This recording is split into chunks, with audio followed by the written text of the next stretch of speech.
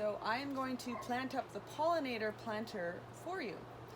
So this year we're changing up the plant layout just a bit. So I'll just explain a little bit about what we're planting. We're still doing the 16-inch pot. And as somebody had mentioned to me that had done the Pollinator planter last year, they actually transplanted it into a much bigger pot. So that's an option. If you've got, a 24-inch pot or something bigger, it would even be that much happier having that extra room to grow and flourish. So for now though, you're getting a 16-inch pot and we're putting 10 plants in it. So the feature plant in this one is going to be the Rockin' Blue Salvia, and the hummingbirds will love this one. We've got some marine heliotrope for fragrance, and if at any point this gets too long and leggy, you're always welcome to pinch it back to the next set of leaves. I often do that with my heliotrope during the summer because it wants to get all saggy, so I like to keep it bushier, so you can do that. We've got some beautiful ornamental oregano. This one's called Kent Beauty. It does take a couple months to really get going, and it's got these really unusual showy bracts, sort of like a poinsettia does. They're dusty and lime-colored little pods. They're really beautiful, and the bees love them. We've got a Gara plant, which has pink tall flower spikes. That's often popular with butterflies and other pollinators. We've got the Easy Breezy Alyssum, which all sorts of little beneficial insects and pollinators love, and it's a bit fragrant too. We've got a Lady Godiva yellow calendula, and it's a popular one with the pollinators as well, and this one's quite a vigorous plant. We've got another hummingbird magnet plant, the Vermillionaire, and just like I was mentioning with the heliotrope, feel free to pinch this if it's getting leggy. It's just going to get bushier, and it'll still get 16 to 20 inches tall. You can pinch it to make it bushier. We've actually got 2 oregano in this planter. Then we've got the beautiful Be Alive Bidens. It's fairly dwarf plant, just short and bushy. Bees love it. And then we've got one more calendula, and this one's orange.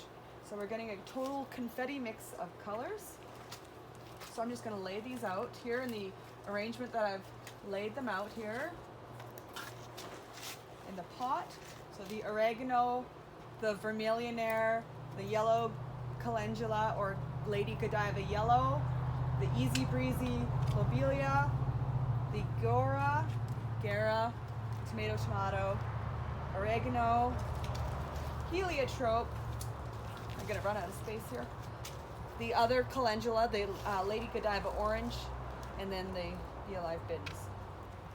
Okay, so I've already taken my salvia out of the pot and set it in, so I don't need to worry about that. Maybe I'll put it a little deeper. We want to make sure that the upper rim of the plant is about a ½ inch to an inch below the rim of the pot. We don't want soil against the stem like so. We just want to make sure that it's going to be even with the top level of the pot. So right now my soil level's a little lower, but as I plant these plants, which are quite big, the soil level is going to come up. Possibly I'll maybe even need to take some soil out. I'm going to start with my Be Alive Bidens. I deadhead this plant. Once it needs deadheading, the petals all fall off, and then you're left with this orange kind of little fluff ball in the middle. So you can just pinch that stem back. So it looks best with a bit of deadheading, but you don't have to. Dig my little hole. Leave a little barrier of soil between the edge of the pot and the plant. Face that plant out. I'm gonna add my oregano. And this is possibly even hardy if you put it in the ground. It's actually hardy to zone 4, and it smells just like oregano. Not edible. It's been done, but it's not the best edible variety. My Vermillionaire. The hummingbird magnet. Hummingbirds and pollinators absolutely adore usually anything that's small and tubular flowers. So not necessarily the big showy ones, it's the narrow and tubular flowers that they really enjoy. Okay, my calendula. This is a very pretty and vigorous plant. Somebody last year commented that it looks like a bit like a dandelion, and it sort of does, but it's still pretty. It's still pretty and the pollinators love it. So everything's going to be planted pretty pot tight, so there's not going to be much room in between your plants, which is just fine. Next, I'm putting in my alyssum.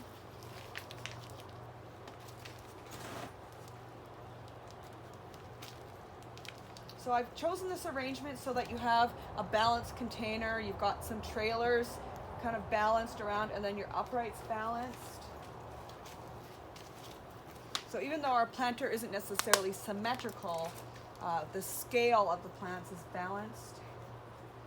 This little Gora will also bloom pink flowers that don't seem to last too terribly long, so you can always just break off the flowers, stems, spikes once they have expired. We've got 3 more to go. Might have to do a little cram jam in here, move things around a bit. You can always just squeeze things together. You don't want to push the soil down, but around, or that compressing the pots or plants that way is just fine. The oregano too, it's a little spindly right now, so I'm going to just give it a little pinch. It's a bit woody, so it can be a little hard to pinch with your fingers. You can always use scissors. I'll take off a bit of this. It smells delicious when you do that. Oregano is a little prone to rotting, so make sure you don't overwater that too much. Next, we've got our fragrant heliotrope. And I can see I just got a bit too much soil in this container, so I think I'm gonna have to just take out a bit.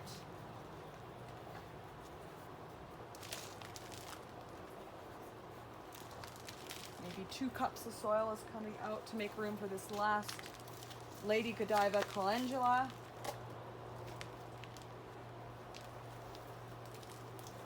There we go.